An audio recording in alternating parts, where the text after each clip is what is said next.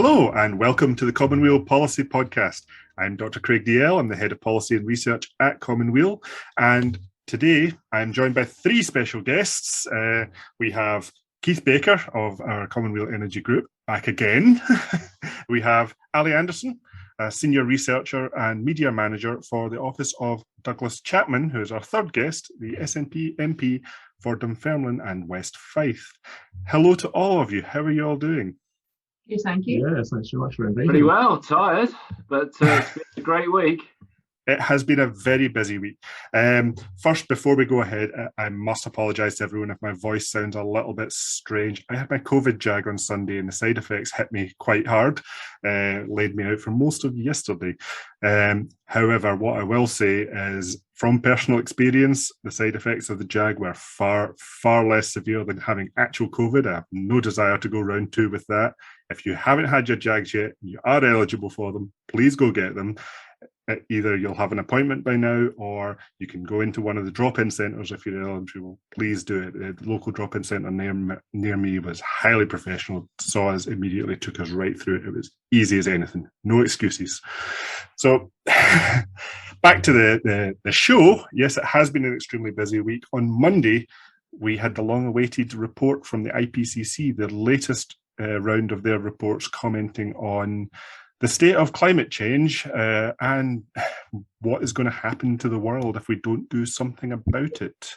And we're going to talk about this a bit later in the podcast, but when that report came out, Commonweal then came out with our response to it on what Scotland in particular should be doing right now, given the severity of that report. So, Keith, would you like to start us off with what you thought of the IPCC report when it came out? Well, as I've been a reviewer on Working Group 3, we do get a summary of it. So I've known about this for quite a long time, and okay, the draft changed. But I mean, I guess I saw the first summary probably about 18 months ago, and it's a lot to carry around with you. You know, just to know what the science is, just because the wording changes, the actual science doesn't. So it's actually, Monday came as a big relief to be able to go, actually, now we can talk about this. And yeah, sorry, it is just as bad as everybody's been predicting. But at least we can now have this conversation out in the open. And then in February of next year, we'll get Working Group 2, which will be the impacts. And I'm sure that will be sobering reading as well. And then in March, we get Working Group 3. And I can start talking about what's in that at that point. That's the bits I've seen and been involved with. But yeah, it's really, really depressing, but it's a call for action. And at the same time, it's quite a relief to be able to go, now we can actually talk about it. Yeah, and as with all of these reports that are built on especially political compromise, you're right, that the language does inevitably get watered down, but the science remains. And the science in the report now does say that humans are the unequivocal cause of climate change. Before, they were merely saying it was clear, which it's definitely an intensification in that respect, although if you weren't convinced before, I mean, what more does it take to convince you? They did say that the window of time to avert the climate emergency is narrow and narrowing. We literally only have a few years left. It's not many elections in the future now. The politicians of today have to be acting. Disturbingly for me, they now said that keeping the planet below a 1.5 degree temperature rise is now essentially impossible. Their best case scenario said that we will hit the 1.5 degree ceiling, go above it, and then reduce back down below 1.5 C by 2100. And that's if we do absolutely as much as we can now. So we're already too late in that sense. But what they also said was every fraction of a degree matters. 1.5 is less harmful than 1.6, which is less harmful than 1.7 degrees. And some of the worst case projections are talking 2, 3, 4 degrees, even more worth of temperature rise. What does that mean to folk like yourself, Douglas, or Ali, when you hear this, especially in light of some of the news we're seeing around the world, where we're already seeing unprecedented flooding and storms and fires? Yeah, well, I think if I could just kick off and just say, well, this is really the wake up call, that as if we needed one. It's and as Keith said, everything in the report is based on science. It's not somebody's opinion. It's not stories from around the world, but it's actually based on the science, and I think that's the most important thing. And in terms of COVID, the most successful countries in dealing with COVID have been the ones who followed the science and tried to work out a path that got us. Well, I think we're pretty, despite your feelings, Craig, at the moment, and how you're doing. We can see the light at the end of the COVID tunnel a little bit. So I think that just in the same way as we've used the science there, then we need to fall back on the science and the technology to actually help us through this enormous problem, not just for some countries in the world, but for the whole planet. And we collectively over many years and decades have created this problem, and it's now up to this generation to try and solve these problems that past generations have unwittingly, I think, probably created. I think anybody who's been involved in like oil and gas for a number of years, they maybe listened to some of the discussion that's going on, but didn't really see their job or their what they were doing as part of the issue or part of the problem. I think it's absolutely clear now that we need the technology to help us solve some of these most difficult problems that's going to affect everyone, socially, economically, environmentally, and from a natural moral point of view as well. I read an article in the Courier this morning from a young person in Dundee who was talking about the number of species that have been lost in the world, even within the last few years. And while that might not seem important to some, we're part of that chain as well. So I see that as the human race being at risk, and what we need to do is look at the IPCC report, and also take into account the Commonweal report, which we'll discuss later. What things can we do in Scotland that would make the difference, and how can we use the Commonweal report as a template that can be offered globally around the world. Now, not all the solutions will be relevant to other countries, but I think if countries like Scotland can show other countries the way and provide a template for change, then I think that's an exceptionally valuable contribution to make to the debate, and hopefully we'll be able to discuss some of that report in more detail later on. Ali, please. Well, I just think, if we're here, well, our ancestors are here in 100 years' time to write history books. 2021 will be the pivotal year of this century. We're getting all the warnings from nature anyway. Look at all the terrible sort of weather-related, climate-induced events that have been happening across the globe. Not just in the developing countries where people have been pretending it's not happening. It's happening now on our doorstep. Look what's happened in Canada and California, places like that. So there's the physical proof, and here is the scientific paper, and now we have the facts. And at least I'm trying to find the positives in that. At least we've got that now. And anybody who is putting climate action on the long arm is not with the programme now. We've got the evidence-based, science-backed facts and figures for that, and all the governments that were involved in the IPCC too. So that to me is a positive to move forward on now. And so people can't be dithering anymore. We need leadership, we need action. Civil society wants that. We know that from all the results of the climate citizens' assemblies. We know that from polls. People are worried, and our young people are really worried about climate change. I'm sure reading through the IPCC, people are going to be more worried.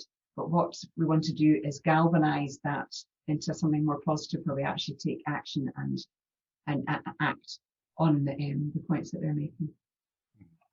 There is a very human aspect to this, that we're not great at being able to plan for things that we can't see yet. We have had scientific warnings about climate change for literally over a century.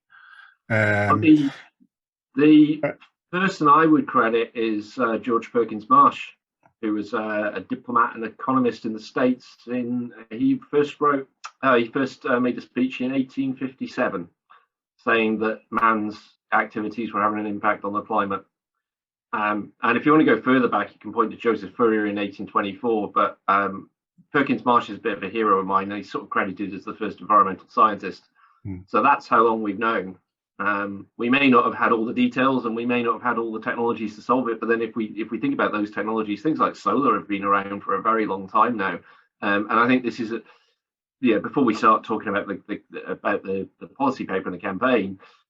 All the technologies we have now. We do not need to rely on carbon capture and storage or anything else that's not proven at scale. We've shown with the Common Home Plan, we've shown with our other publications as well, that we can actually do this, and we could have been doing it a long time ago. So now we just really need to ramp it up. Yeah, and indeed, more intensely than that, if you are relying on some magic technology of the future like carbon capture or nuclear fusion or whatever you think would be necessary to get us through this, if it fails, then by the time we know it fails, it would be too late to fix things. So we do need to fix things now with the technology we have. And we also we know the costs, because there's been lots of estimates now on the cost of this. So I can't remember who it was a while back. I read in the Washington Post, somebody was saying we don't really have climate denialists anymore. We have climate interventionists, the people that say, oh, hang on a minute here, this is going to cost the ordinary folk far too much money. But of course, there's been lots of research done on how much it's going to cost and how much it's going to cost if we don't do it. Yeah. In terms of the economy as well as human life. So we've got all these arguments now too. I see, pardon the pun, 2021 is this like perfect storm. We've got the science, we've got the economy, we've got the real life experiences of climate-induced weather disasters. We've got all these things right in front of us, telling us from all corners that we have to do something. I think also we're just probably the tip of the iceberg in terms of what we're seeing on our TVs every night. Whether it's Grease in Flames or whether it's the strangest and most violent weather events in other parts of the world. We're already seeing huge sort of flows of migration, people from, for example, from Africa through to southern Europe, and what we're experiencing just now could probably be 10 times what we can expect in the future as well, because people will, if their homes and countries and their farmland and so on are being flooded or subject to drought, then people are not going to be hanging about in these places, and it's that social confusion that climate change will cause as well in the future, that it really could be apart from the climate itself, that the movement of people could be a huge driver to actually make people realise that we need to take action very, very quickly in order to avert a continuous state of crisis in different parts of the world. And if you think it's not going to happen here, then you're wrong, because it's everywhere is under threat, and that's what we really need to guard against. That's social instability as well. People are starving, or people are can't get enough water or whatever. Then they're going to move to wherever it is. And quite honestly, I don't think some of the systems that we have in place just now, if we can't manage people coming across the English Channel very well, then I think we're in quite a bad place in terms of what might be in front of us if huge numbers of people start moving around the planet due to climate change.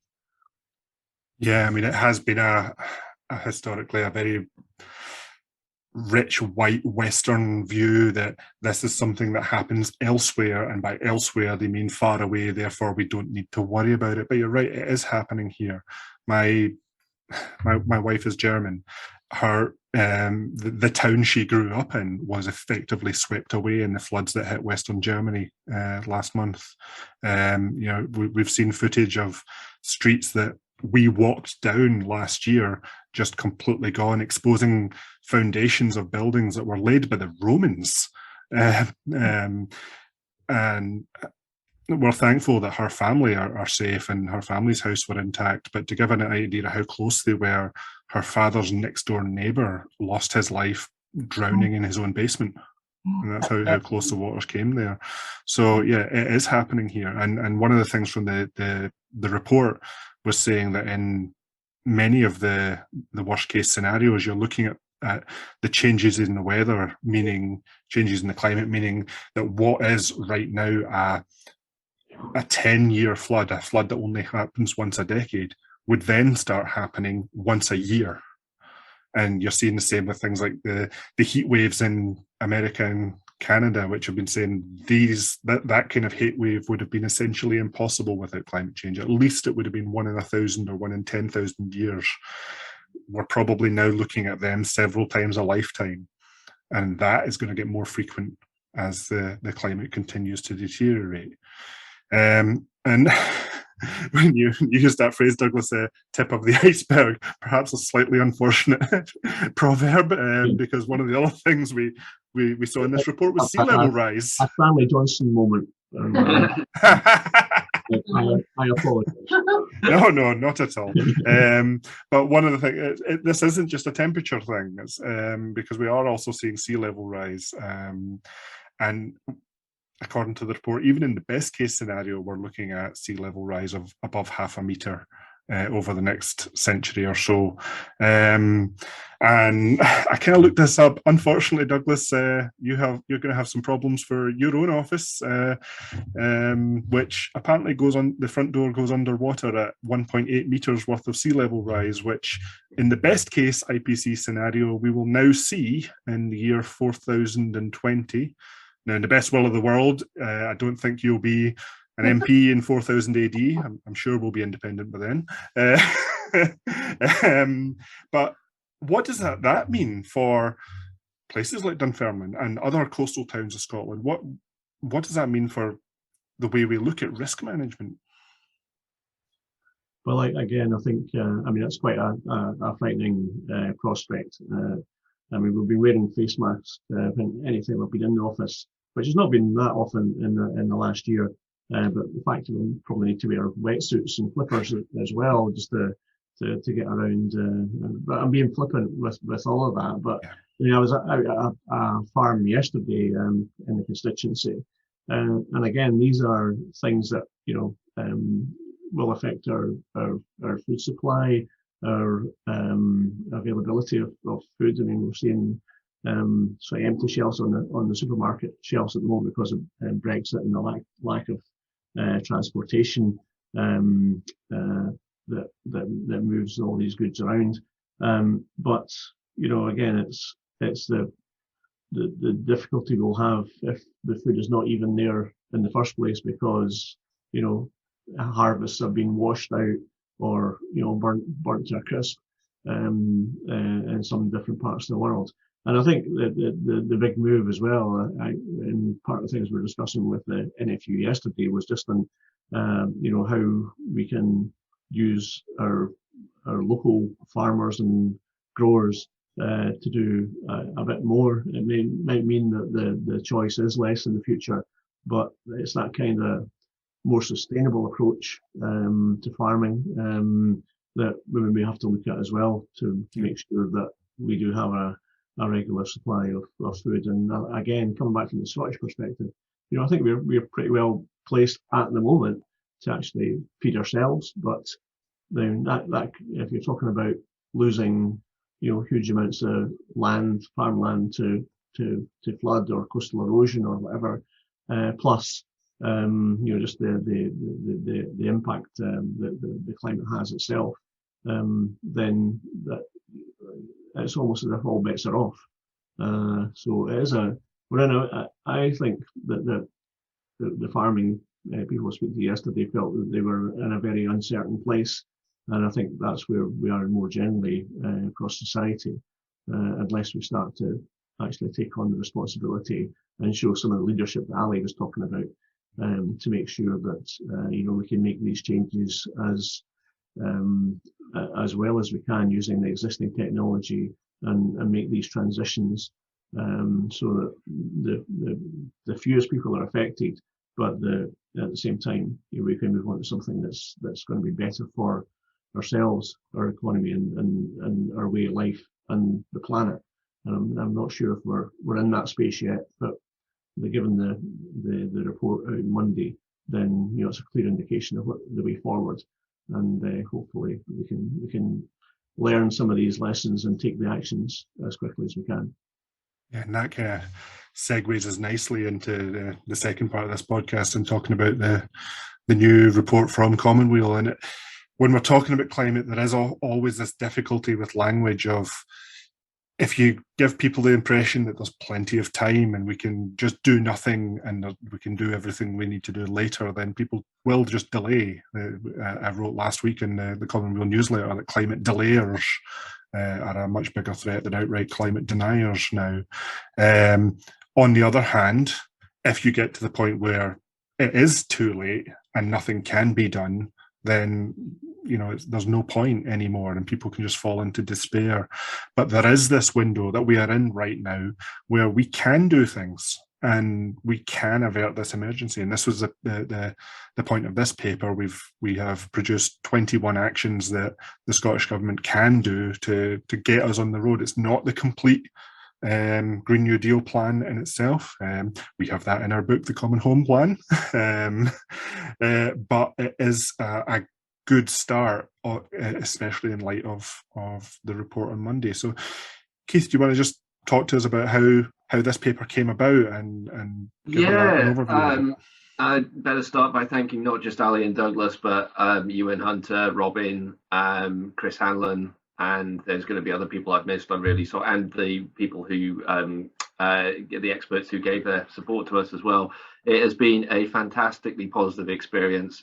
Everybody involved has been brilliant. Ali, particularly, as we all know, has been kicking us along the way. But I think one of the things to highlight is, it's 21 actions. It's 21 actions that we selected, starting with the energy group, and then going out to our sort of task group or whatever you want to call us.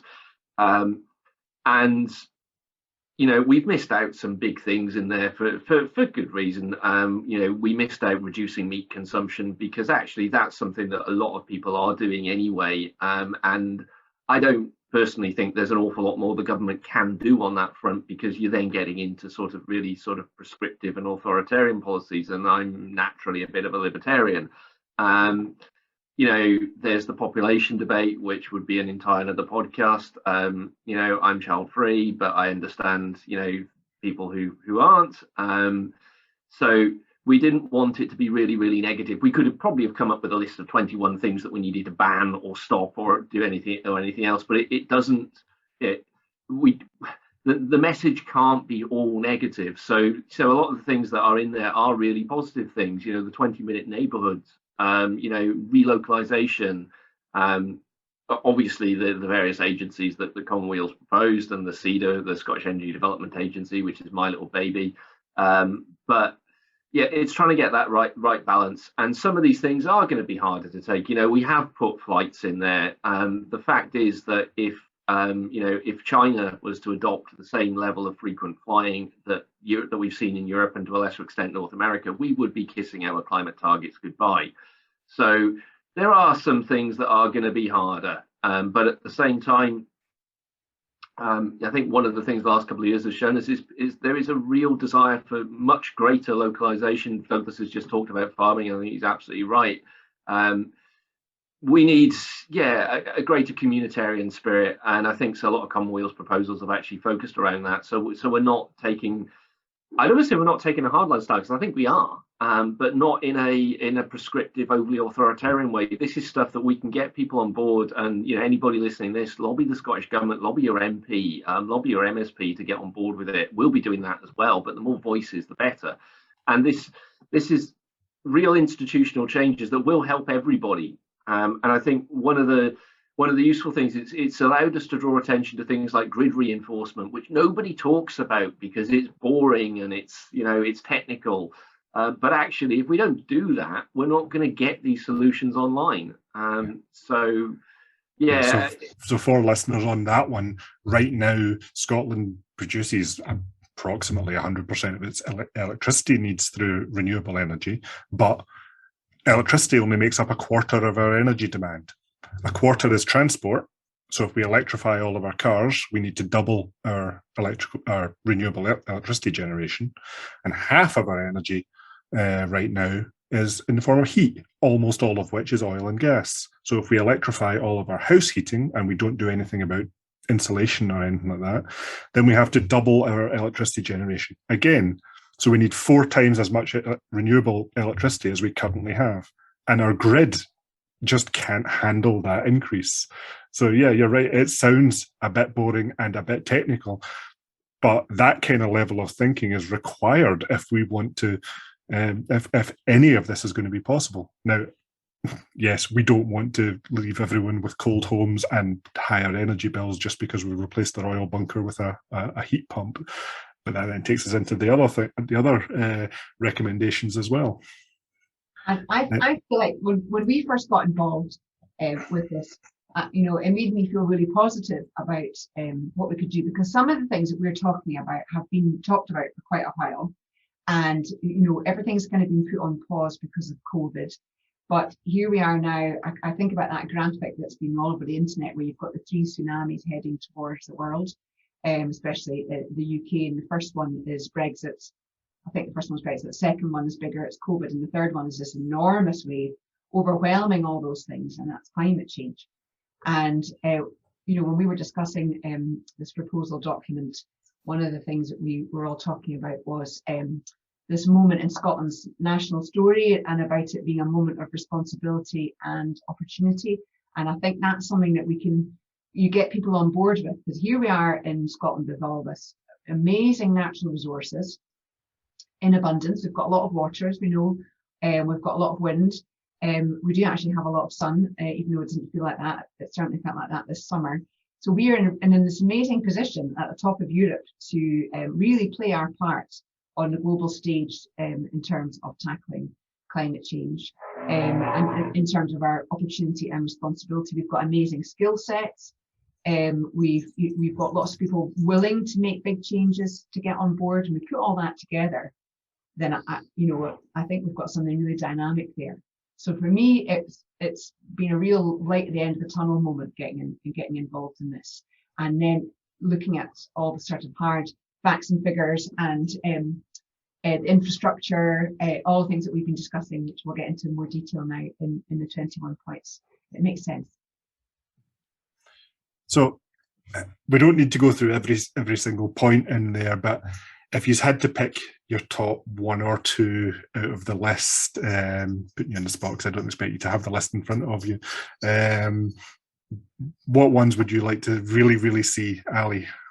Well, I love the National Energy Company, because I feel that sums up that idea of Scots as stakeholders and guardians of our abundant natural resources. I really like that, because that's that first, everyone in it together, everyone benefiting, everyone having a responsibility about nature. That to me, I really like that, because I feel that Scotland has been on the thin end of the wedge when it comes to enjoying the benefits of our abundant natural resources, and not enough say on how we incorporate that into our lives in a sustainable way.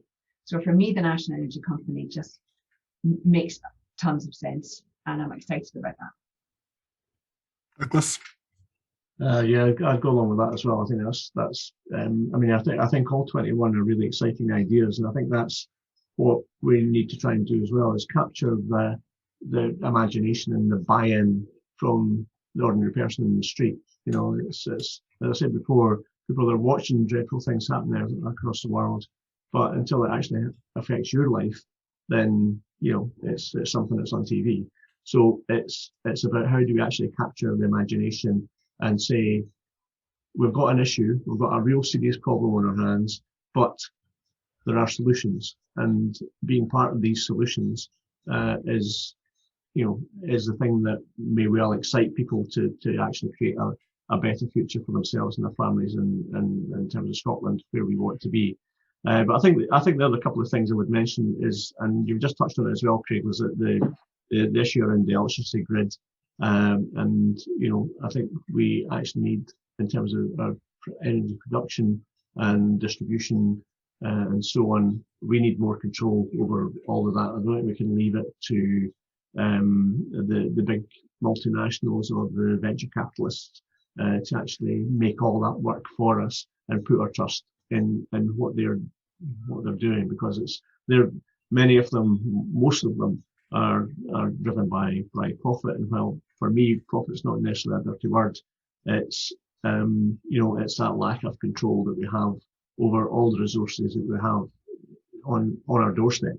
You know, when you think about Scotland's wind, wave, tidal energy, our potential for hydrogen, and developing a huge renewables workforce, these are not negatives. These are all positive opportunities that Scotland should be able to buy into and actually have our politicians support in big numbers. And that's what I'd like to get to as well. I think if there was a third thing that would be allowed to talk about, is how we actually do the transition, because that's the important thing. You know, we've relied for a long time on oil and gas, and you know, we've got a very mature oil and gas industry in Scotland, with a lot of people involved, and still, despite the sort of turn down in production, there's still a lot of people involved in that. And I think the challenge is, you know, how do we take all that enthusiasm and skills and talent that's within these industries and make it to, you know, use these human resources we have into finding solutions and delivering what we need to deliver to actually see the 21 ideas actually come through to fruition, because it is all about what we do. It's all about the action points. It's not about, you know, just having 21 points on a bit of paper. We need to transfer that into real action that's going to affect people's lives. And while there will be some negative things, there's a lot of positive things in there that we can cling on to and say, you know, this is a new kind of world that we want to create here, and we're creating it through necessity. But nevertheless, there are positives in there that we can actually work on together. And I think that's the most exciting part for the report as a whole. Yeah, that aspect of just transition is so important, because Scotland especially has seen that legacy of previous transitions, such as the coal industry, as infamously highlighted by Boris Johnson recently. That's the point.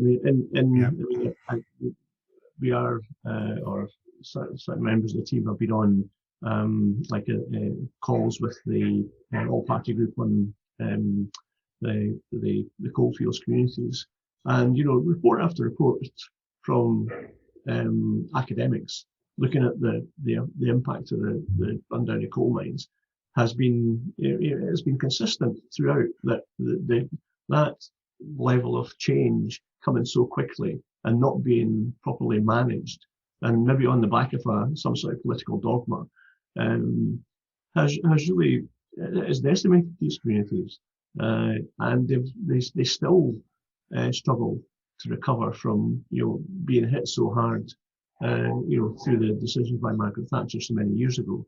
So, you know, we need to learn from that as well and say, you know, there's a better way of doing this. We can actually manage this transition if we put our minds to it, and because we don't want some of the villages that I see around here in West Fife, we don't want that replicated in some of the villages around Aberdeen, for example.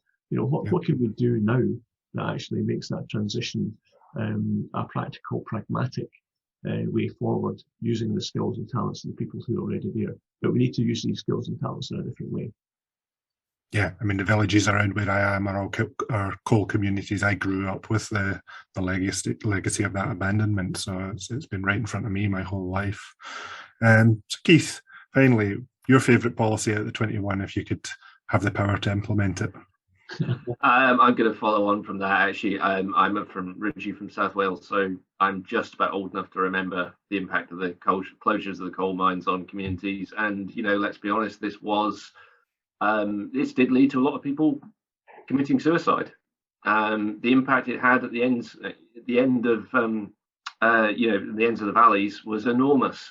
So what we're saying is actually, this is, we're not being like Thatcher here. We're not, wanting to shut down coal mines and the oil and gas industry because, we're opposed to the unions or anything else. Quite the opposite. We want, the people who have been involved in those industries, except for the few at the top who are making vast amounts of money, and we're not really going to miss a few executives, but the vast majority of people in those industries, the polls, there's been studies done saying that they do want to transfer out, they do want to be part of the solution. And as I keep saying, the best person to work out how to decommission an oil rig is the person who designed it in the first place. The same goes for the nuclear industry. So yeah, it's about having this positive message. And of course, to pick a second one, of course, I'm going to say the Scottish Energy Development Agency, because as I said, that is my baby, and that is about how we put it all together. But that in itself links to training. That in itself links to targeting the community, the most fuel poor communities, which are particularly in rural areas. So yeah, how we pull all these levers together. And I think, I'll get a third in, possibly, and mention home working, just because it's been in the headlines from the coverage that we've had. We have seen a transition in society, and those people who are saying, we all need to get back to the offices to support Pret a Manger and things, well, sorry, your day's done. The society has now changed, and I've always worked from home, but to be able to go up and down my local high street now in Inverkeithing and see more and more local businesses that are actually doing really, really well, because people are spending time more locally. And much better to put your lunchtime lunch money into a local bakery or something than to into one of the big chains that suck it up and, dare we say, don't pay their fair share of taxes. So yeah, this move towards localization and really putting the change back in the hearts of communities. It's a fantastic opportunity as well. I mean, it's horrible to talk about a virus like an opportunity, but if that's forced people to rethink, reevaluate their lives, and think, maybe I'm not going to go to all these big events. Me and my wife were saying earlier that just before the virus hit, we were buying tickets to gigs and stuff. We weren't going to most of them because it would come to the point of going out in the evening after a long day's work. You're like, do I really want to bother? Great if that's what you want to do, but I think people are reassessing their lives and getting better qualities of life. So the big stuff is now coming. We can do more than that. We can have your energy produced locally. We buy people who actually care about their jobs. I mean, dare I go into Marx's theory of alienation and all that kind of stuff. But people being proud of the work they do and not being sucked into big corporate entities that chuck them in one end and drop them out the other. And at that point, just one final one on divestment. So those of us who are lucky to have a retirement, some form of retirement, taking money out of the fossil fuel industry from pension funds is brilliant. It not only takes money away from those companies directly, but actually if you're investing in sustainable companies, the investment is better long term. And we've put this in the statement about the losses that have come from investments in fossil fuels, and we talked about it last time. So yeah, just more resilient communities. Yeah, and I think it's also what I like about the 21 for 21 points as well is, this is moving beyond rhetoric. We all talk about resilience and well-being and just transition, but really we're at the point now with the IPCC is we can't talk about it anymore. We have to just do it. And like you were saying earlier, Keith, we've got a lot of great technology that's ready to use. We've got a lot of great skill and talent in the workforce that's ready to be brought on board. We've got citizens crying out for leadership on this and a roadmap. And here, 21 for 21 gives that roadmap, which I think will appeal to a lot of Scottish people. Well, thank you, Ali. I think I don't think we can end the podcast on a more positive or hopeful note than that. So I think this is a good time to remind everyone that Commonweal is an organisation that is completely funded by our listeners and our supporters. We don't have government money keeping us afloat. We don't get corporate sponsors, not even the oil companies. We don't even have adverts on our website. So if you want to support us as we produce more papers like 21 for 21, if you want to support us in our campaign to get the Scottish Government to adopt these actions and push forward and help them meet their climate obligations, then we really appreciate all the donations we get. And for everyone else, please listen to the podcast, read our papers, share them around, shout them from the rooftops. So thank you, Keith, Ali, Douglas. It has been great having you on the show. And we hope we can get any or all of you back on in a future episode to talk about the 21 actions that we've already done. Thanks very much. Bye all. Bye. Bye.